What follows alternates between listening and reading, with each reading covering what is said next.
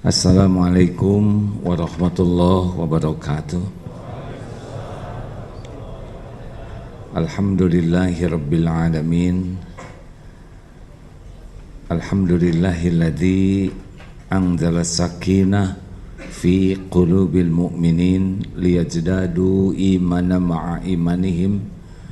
Allahumma salli ala sayyidina Muhammadin wa ala alihi wa ashabihi ajma'in. Allahumma inna nas'aluka ilman nafi'an wa rizqan thayyiban wa amalan mutaqabbalan. Allahumma inna nas'aluka al-huda wat-tuqa wal-afafa wal-ghina. Allahumma ati nufusana taqwaha wa zakkiha anta khairu man zakaha anta waliyuha wa maulaha. Taqabbal minna ya arhamar rahimin innaka antas samiul alim. Sallallahu ala sayyidina Muhammadin wa ala alihi wa ashabihi ajma'in. Alhamdulillah. Hadirin, hidup ini adalah ujian. Baik kesenangan, kesusahan, dua-duanya adalah takdir Allah yang harus kita jalani. Setiap waktu kita akan menghadapi masalah. Masalah adalah bagian dari karunia. Karena dengan masalah seharusnya membuat kita jadi dekat dengan Allah. Orang berat dalam hidup bukan karena masalah, tapi karena jauh dari pertolongan Allah. Kita dirancang oleh Allah bukan untuk menyelesaikan masalah sendiri, karena kita la haula wala quwwata illa billah. Kita disuruh oleh Allah bukan menyelesaikan masalah sendiri, tetapi kita disuruh oleh Allah menjadi orang bertakwa. Dengan ketakwaan inilah solusi terbaik akan diberikan. At-Tolaq ayat 2, 3, ayat 4. Di ayat 2, wa may yattaqillaha yaj'al lahu makhrajan. Barang siapa yang bertakwa kepada Allah, baginya jalan keluar. Wa yarzuqhu min haitsu la yahtasib. Dan Allah memberikan rezeki dari tempat yang tidak diduga-duga. Jadi solusi terbaik itu datang dari ketakwaan, bukan dari kepintaran, bukan dari keahlian, bukan dari pengalaman saja, bukan dari jaringan, tidak, tapi dari Allah. Maka yang harus kita pikirkan setiap waktu adalah kualitas ketakwaan diri kita. Karena dari sanalah Allah memberikan solusi apapun. Contoh, anak. Kita tidak bisa membulak-balik hati anak. Kita tidak bisa memberikan hidayah kepada siapapun. Tapi yang membulak-balik hati hanya Allah. Tugas kita bukan menyolehkan anak. Tugas kita adalah solehkan diri kita sendiri sambil terus ikhtiar supaya anak disolehkan oleh Allah. Jadi tidak bisa membulak-balik hati anak. Walaupun disekolahkan di tempat yang paling islami, di pesantren, kalau Allah tidak memberi hidayah, jangankan anak kita, anak Nabi Nuh, istrinya Nabi Lut, tidak bisa, karena yang menggenggam hidayah adalah Allah Subhanahu wa ta'ala. Ingin anak soleh, jadilah orang tua bertakwa. Makin kita dekat dengan Allah, terserah Allah. Anak mau disekolahkan di mana, nanti Allah yang ngasih hidayah. Tidak harus semua anak jadi soleh di pesantren, tidak juga.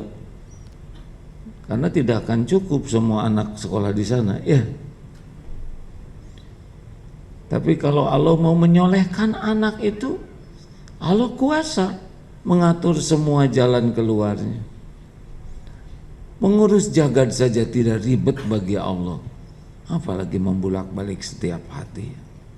Seperti ibu cemburu ke suami, mau gimana bu?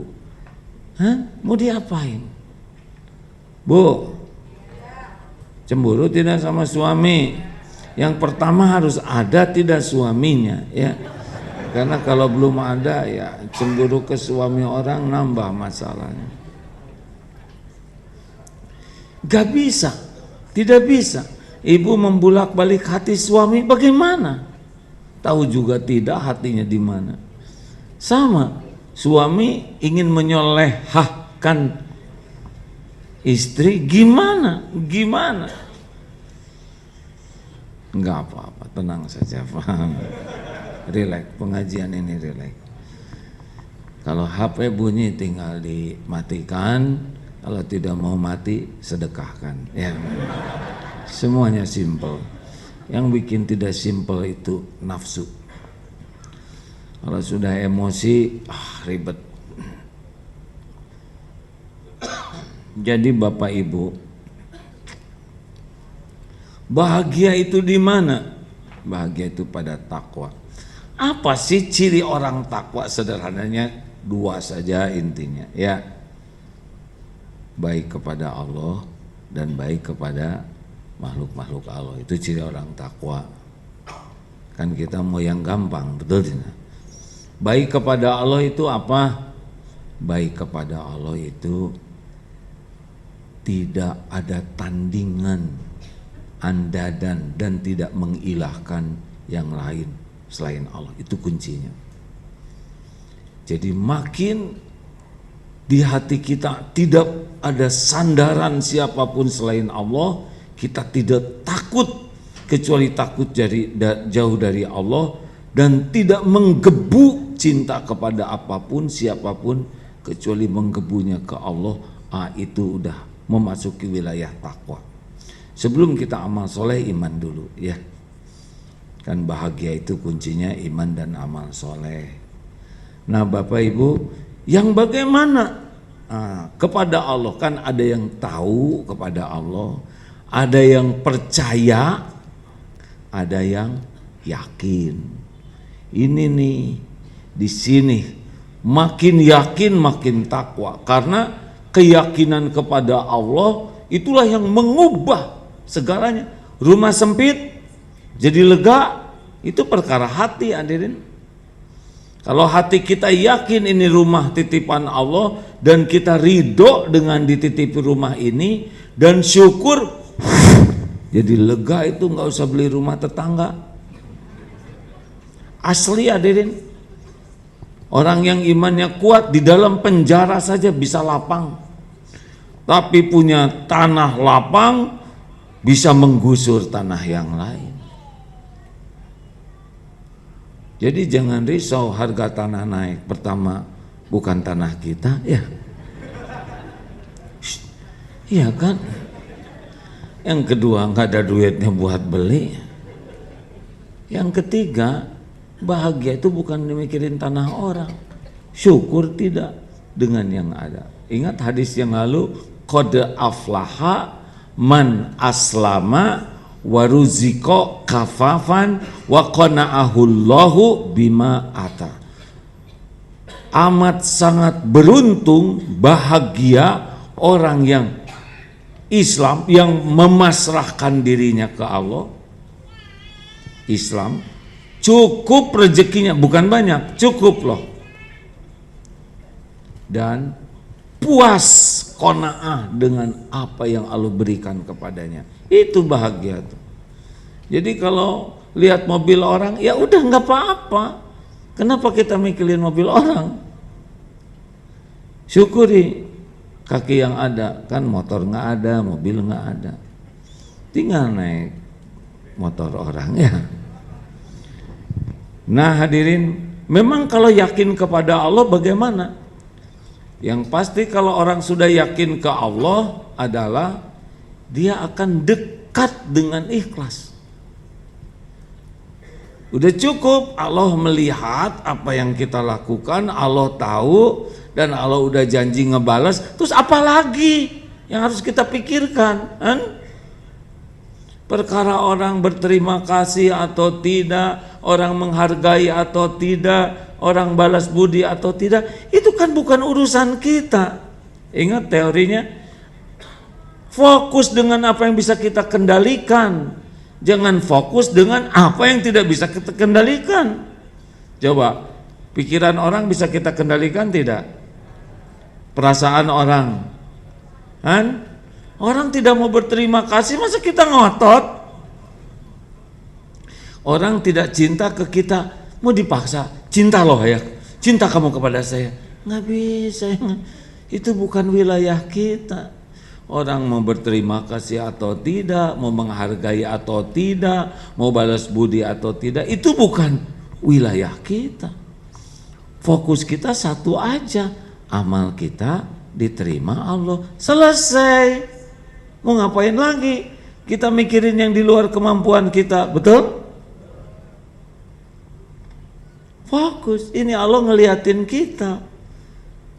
Innallaha la yakhfa alaihi syai'un fil ardi wala fis sama.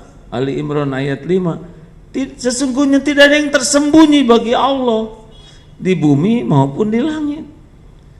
Gak ada yang gak kelihatan. Kayak sekarang ini Allah pasti lagi menatap kita. Pasti itu ya, keyakinan itu harus ada. Tidak ada yang tersembunyi. Innallaha la yakhfa alaihi syai'un fil ardi wala fis sama. Puas. Janji Allah, hal jazaul ihsan illal ihsan. Surat Ar-Rahman ayat berapa? Coba dicek. 60. Tidak ada balasan bagi kebaikan kecuali kebaikan. Selesai, ya kan? Kita tunggu aja waktunya, bentuknya, terserah Allah. Gak ada urusan kita dengan apa yang Allah janjikan, udah pasti. Tinggal husnuzon saja. Urusan kita yakin tidak kepada janji Allah. Sudah enak tuh hadirin. Saya sudah berbuat yang terbaik untuk istri saya, tapi istri saya kurang, itu tinggal ditambah, ya kan? Saudara jangan salah tafsir ya.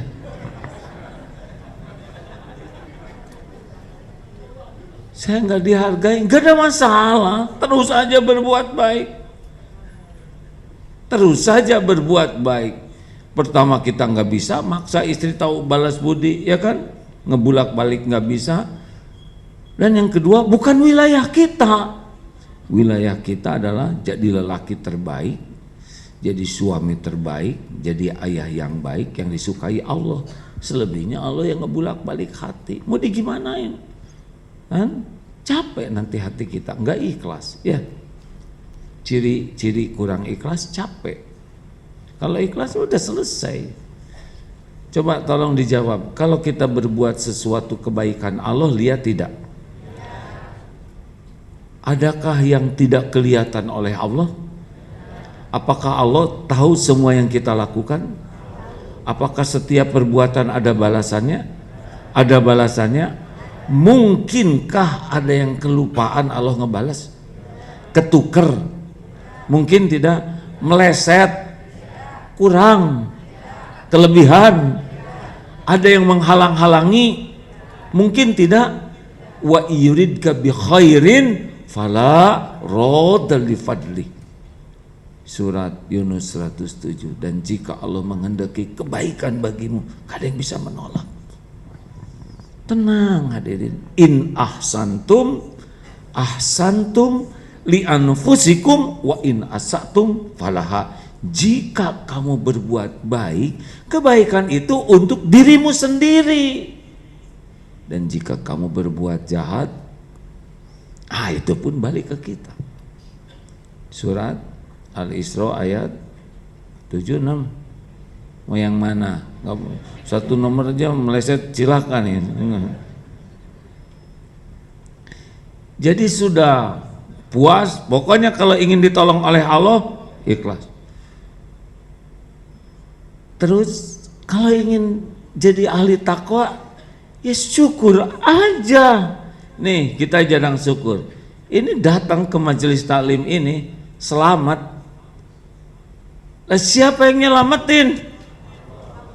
Tiap waktu itu kan diselamatin. Anak ke sekolah selamat, istri ke pasar selamat. Nggak ada syukurnya. Kita masuk ke mulut ini, kenapa nggak ngumpul di paru-paru? Sedikit aja masuk ke salah alamat, kita lolos setiap waktu, nggak pakai syukur itu. Wah, kalau sudah yakin ke Allah, syukur aja terus ya. La in syakartum la azidannakum. Mendatangkan yang belum ada tuh paling gampang dengan syukur, bukan dengan banyak keinginan. Boleh punya keinginan harus, tapi diperbudak keinginan duniawi ya jangan. Ingin itu pengantar amal soleh saja, pengantar ikhtiar, tapi tidak boleh menuhankan ikhtiar. Pak, syukur, syukur. Suami saya ngorok loh, syukur. Satu, punya suami, ya. Dua, hidup. Karena kalau nggak ngorok, udah. Ini saya punya anak nyoret-nyoret tembok, berarti punya anak. Ya nggak mungkin mertua nyoret-nyoret tembok ya kamu. Ala kulli hal, dalam segala yang terjadi pasti ada nikmat di sana. Dalam sakit, dalam fitnah, emang dalam kepahitan nikmat. Lah para nabi itu semuanya diuji oleh Allah. Apakah ujian para nabi itu untuk menghinakan nabi? Tidak, nambah kecemerlangannya. Betul tidak? Dengan dihina nabi sabar, tambah kemuliaannya. Dikasih sulit nggak mengeluh, tambah kemuliaannya. Masya Allah. Ujian itu bagian dari nikmat hadirin.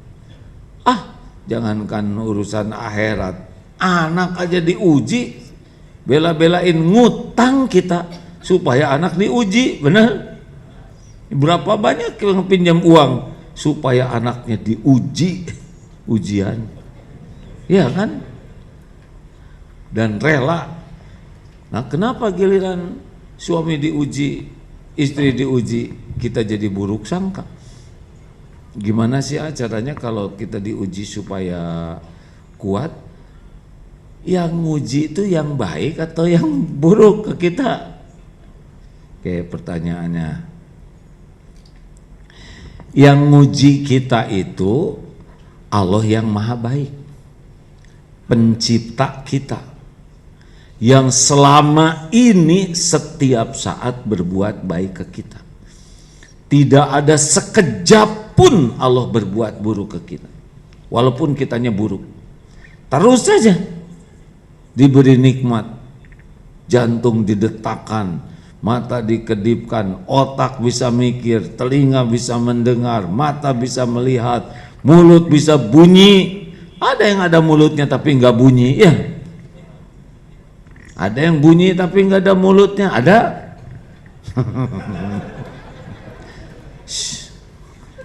Ini serius, jangan kemana aja pikirannya.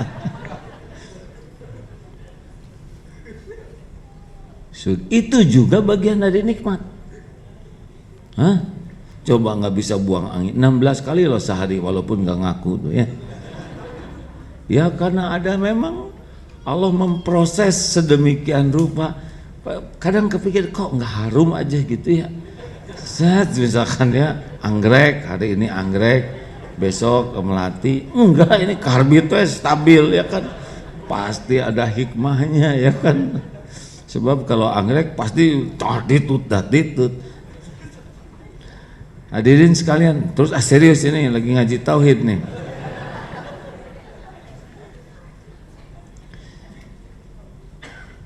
Salah satu ciri orang takwa adalah ridho dengan apapun yang Allah perintahkan, tidak ada komplain, dan ridho dengan apapun yang Allah takdirkan. Ini penting nih Pak. Jadi kita ingin diurus ini dulu nih, latihan ikhlas, latihan syukur, latihan ridho. Kita ini milik Allah.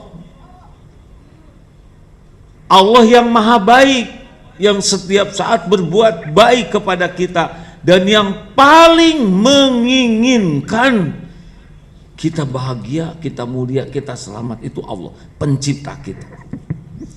Banding antara kita dengan Allah, yang paling menginginkan kita bahagia siapa? Allah dong, pencipta yang kita yang maha baik. Makanya kita diberi hidayah, diberi taufik, ini ngaji, diongkosin, ini kan takdir Allah. Padahal Allah tahu sholat duhur kita barusan ngecapruk kemana aja, ya.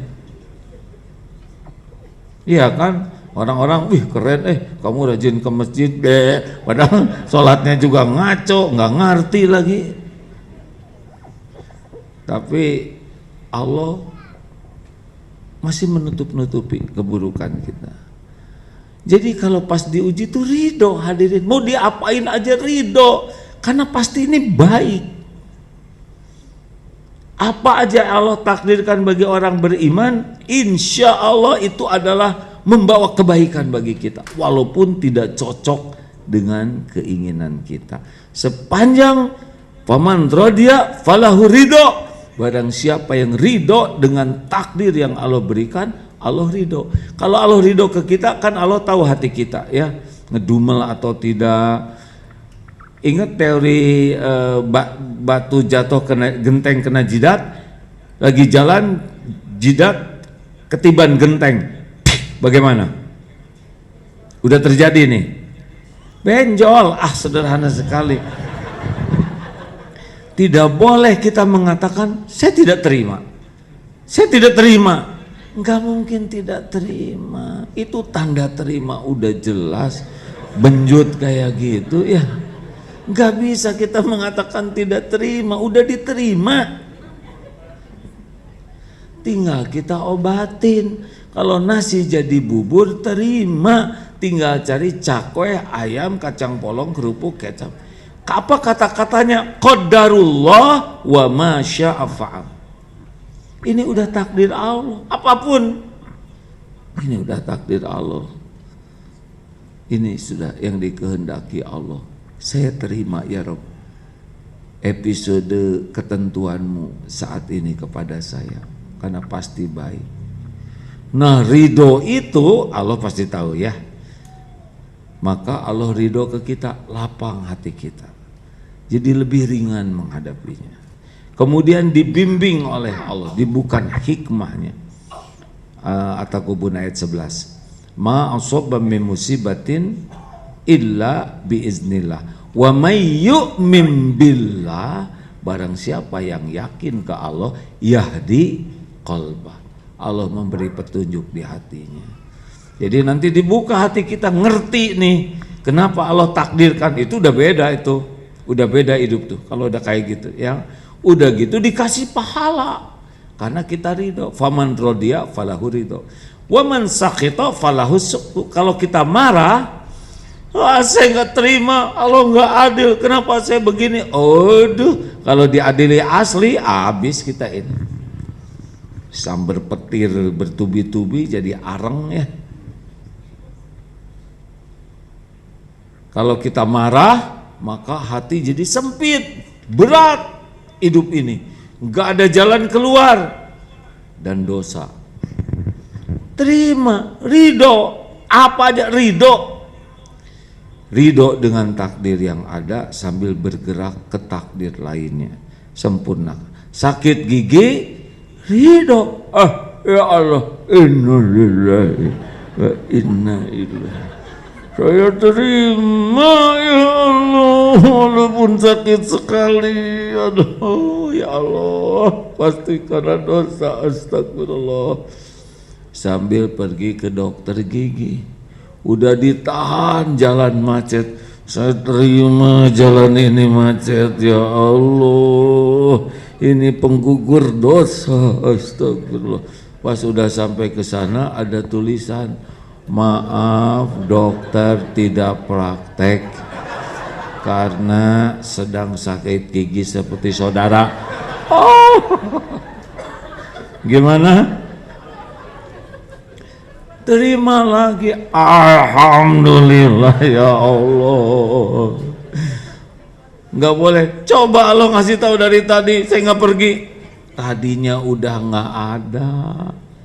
Ya kan? Kan ada yang suka ngomong. Coba saya dikasih tahu dari tadi. Tadinya udah nggak ada. Adanya sekarang. Nggak bisa mundur. Makanya fa'inallau taftahu amal syaitan. Perkataan seandainya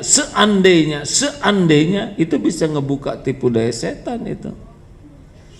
Iya kan ada dalilnya. Dalil lengkapnya begini. Ini tentang orang yang beriman kuat. Al mu'minul qawi khairun wa ahabbu ilallah minal mu'mini dha'if wa fi kulli khairun.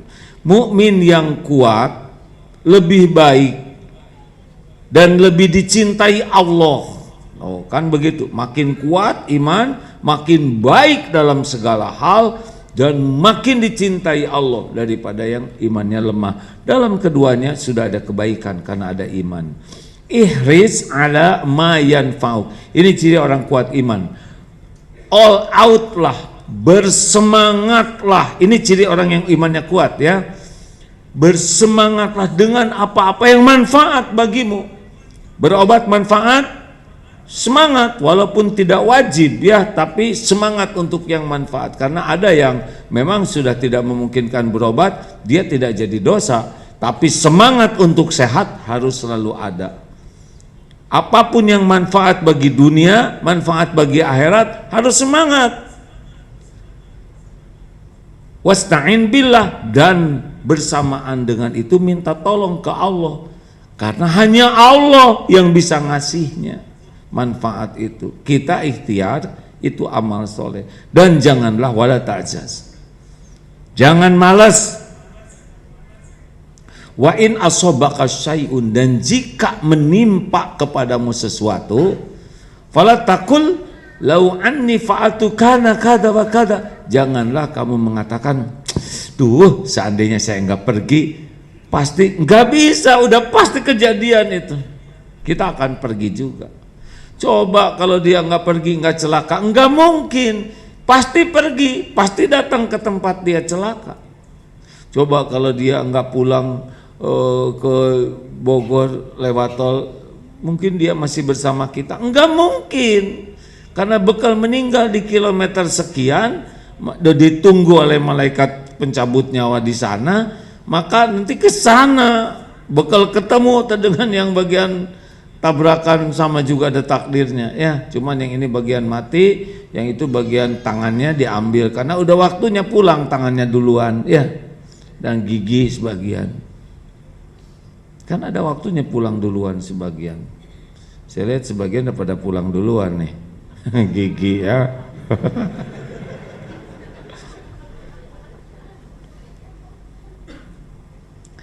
Begitu. Jadi kalau kita ingin ditolong oleh Allah, perbaiki dulu keyakinan kepada Allah. Jadi jangan hanya sibuk dengan ikhtiar tapi enggak yakin Allah yang bisa menolong. Nah, di antaranya ridho ke takdir ini adalah bagian yang disukai oleh Allah. Faman radiya falahu ridho. Barang siapa yang ridho ke takdir, Allah ridho. Misal ya ikhwan belum dapat jodoh, tenang hadirin, ikhwan, makanya saya tegesin ikhwan itu mewakili akhwat. Nggak bisa, kenapa sih saya hidup gini, teman-teman saya udah pada punya jodoh, udah pada punya anak, saya begini-gini amat. Nggak boleh ngomong itu.